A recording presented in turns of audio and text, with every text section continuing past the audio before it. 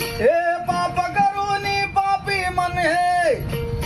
सैरा वैरा पळतैर काय काय केलं भल्या माणसा देवाला सार कळतैर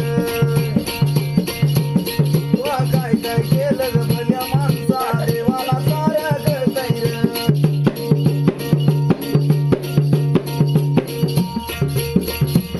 तुझी सावली तुझ्या पासून कधी दूर होत नाही तू केलेले कर्म तुला सोडून जात नाही शांती तुला ते झोपू देईना अरे निद्रा तुला छळत